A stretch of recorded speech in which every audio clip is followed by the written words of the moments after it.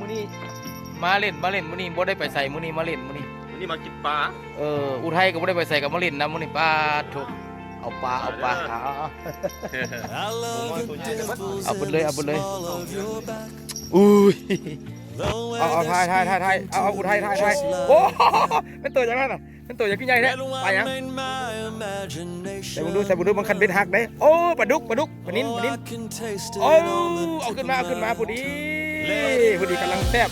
มันบ่โอ้ทุกตัวแล้วจะแซ่บแล้วมื้อนี้เนี่ยเห็นบ่อันนี้มาเล่นซื่อแล้วนี่มาเล่นซื่อไม่ได้ลงไล่นั่นเลยมีแต่ลงไล่ส่วนตัวได้เห็นมันแกมันลงไล่ก่อนเล่นอันนี้อุทัยได้มาดุกตัวเมื่อกี้ทอขาพุ่น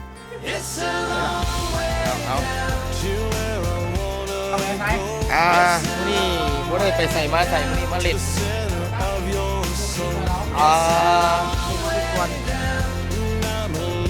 ยกไว้ซอยกันเฮ้ยยกไปยกไป1 2 3ยกยกขึ้นมาแล้วได้หรือบ่ได้ดึงขึ้นมาโอ้เย้ซ้ำสิกินโอ้ระวังกระดุมขาดเอาไม่กอดเอาคู่มาตักเอาคู่ให้แล้วแม่โอ้สุดยอดก็ถือว่าออนไลน์กูนี่ปิ้งแซ่บตอนนี้น่ะขึ้นมาพลังตี้ลงเงินกันเอาให้มันมีจักตัวเอาไว้ได้20 ตัวออก20 ตัวป่ะ20 ตัวโอ้ยมันสิได้บ่ดีเอาขึ้นมา20 ตัวได้บ่20 ตัวระวังมันดึงกระดุมรุดโอ้ my god เอามันเอากระดุมไปแล้วเอาเข้ามาจับเสร็จดิเข้ามาแล้วทำสิกินแล้วมาขอจับซอยขอจับขามันเอาเข้ามาโอ้ขันบันขันกระดุมขาดนี่ก็ยอมเลยล่ะโอ้ตักเอาวันนี้นะธรรมดากระตองนะโอ้สุดยอดซ้ำสิกินปลายังปลาตองวะถ้าปลาตองมาลาบได้ปลาตองโอ้ไม่ได้ตัวงามๆเลยจัดไปเอาปูตักกระตักเลยมาขอจับลงกระตักไปจับให้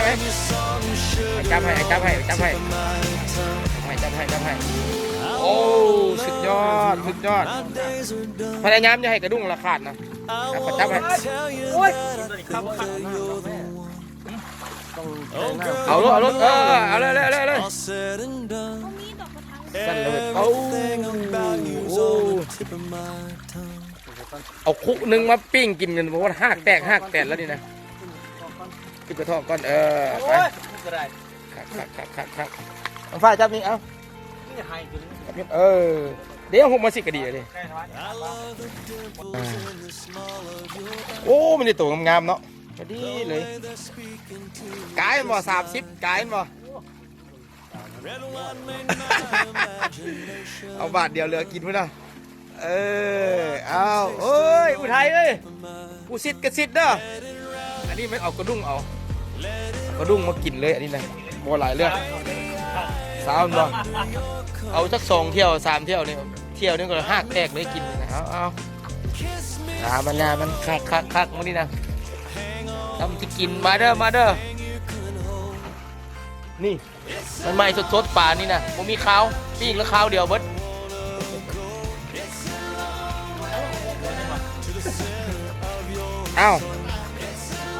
ข้าเจ้าว่าวดิโอ้สุดยอดอุ้ยตายมั้ยล่ะเอางานนี้รอบ2ยังไงก็ย่าจะให้มันพากระดุ้งทั้งคนไปนำเด้อโอ้มีแต่ตัวใหญ่ปลาบึกบ่ได้มันอยู่พื้นได้กันมันเอาเลยเนาะได้ทั้งปลาบึกเอาเบิดนะปลาบึกไปยังเอาเบิดนะปลาดุกดูมุมแง่ต่อจวดต้องเอาตัวใหญ่แล้วปิ้งนะ จับนี่ไหมได้ยินอ้ายเจ้าว่าสิเอาปลาตองสิลาบปลาตองว่าซั่นกระเดาเขาก็เฮ็ดอยู่กระเดาก็ขึ้นอยู่แต่ว่าอ้ายเจ้าไปเวียกว่าซั่นโอ้ปลาดุกตัวด่างแดงๆมาผัดเผ็ดปลาดุกผัดเผ็ดนี่ได้ปลาดุกตัวนึงผัดเผ็ดตัวใหญ่ตัวขายแหละดิโอ้เหลืองหุยดูดีสุดยอดผัดเผ็ดเด้ออันนี้เป็นลูกมันทันขาทันใหญ่แท้ลูกปลาใหญ่ระวังกันปักเด้อปลาดุกกันเด้อปลาดุกอยู่นี่ปักเก็บได้หนองนี่นะโอ้ยปีเงี้ยอยู่เลยปลาดุกใหญ่ปลานั้นโอ้ยเดี๋ยวไปซับปล่อยไปเลยตัวใหญ่พูดตัวใหญ่พูดกันยุ่งกันยากเนาะ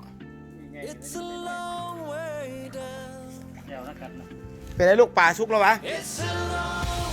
ฮะจะโบต้องจีได้ขางมันนั่นเองลากเนื้อกับแม่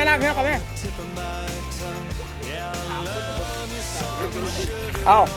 บุกขึ้น3 คนเด็ดซะนะดำเลย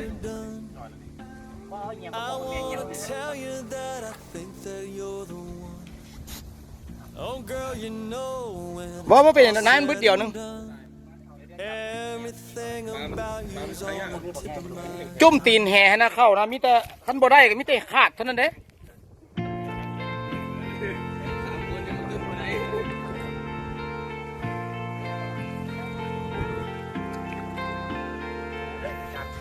I love the dimples in the small of your back. เดี๋ยว The way they're speaking to me just like that. เอาน้ำใส่เหือเนี่ยเอาน้ำใส่เหือเนี่ย Imagination run. เอานี่ขึ้นเลยเลย Oh, I can taste it on the tip of my tongue. Let it run, let it roll. โอ้ I am under your อะไรพูดถึงร้อย Love me fast, kiss me slow. Hang on to anything you can hold. ไปติดจัก It's a long way down to where I wanna go. It's a long เกือบไปเอา to the center of your เกือบนะเจ้า It's a long way down. โอ้อยู่ไปลอยไปน้ำ Love you song sugar on the tip of my tongue. มันกองกันอยู่นี่กองมันออกที่ว่ามันซุ่มนะครับ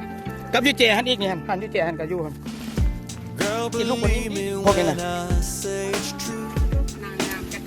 Nobody makes me feel the way you do.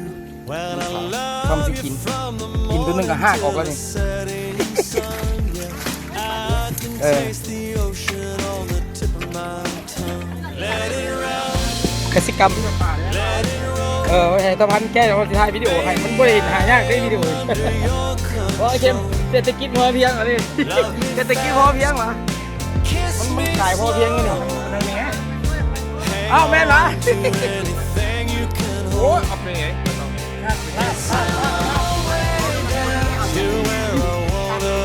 ไปอุทัยลูกหลานเนี่ยคือปล่อยป่าบ้าโถ่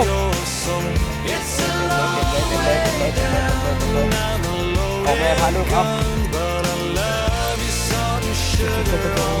จุ่มลงไปยอดเลยป่า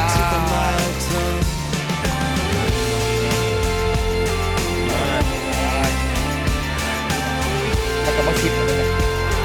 ว่าปีนเลยโอ้ครับไปมื้อนี้มันเกิดปันมื้อนี้โอ้อยู่ทางเลยอ้าวอุทัยมื้อนี้เฮ็ดบุญมื้อนี้นะเฮ็ดบุญแล้วก็กินแล้วมีปล่อยปลาที่กินปลาเนาะก็มีปล่อยปลาที่กินปลาโอ้สุดยอดจัดไปโอ้มีตัวใหญ่สุดท้ายแล้วก็มันไปได้มาคากว่ามื้อนี้อุทัยเนี่ยเฮ็ดบุญมื้อนี้มื้อนี้มันเกิดปันมีเค้กบ่มีเค้กบ่เอาเค้กอยู่ไหนเอาให้ยังที่ยังปิ้งมาปิ้งเอาตัวใหญ่ระวังกันปักมือ นั่นละแล้วเอาไปเอาตัวนี้เอาไปพี่แล้วปล่อยเอาคือบุมีนนัสนาบุมีน้ำสนาเอาปล่อยต้องตายอยู่แล้วป่า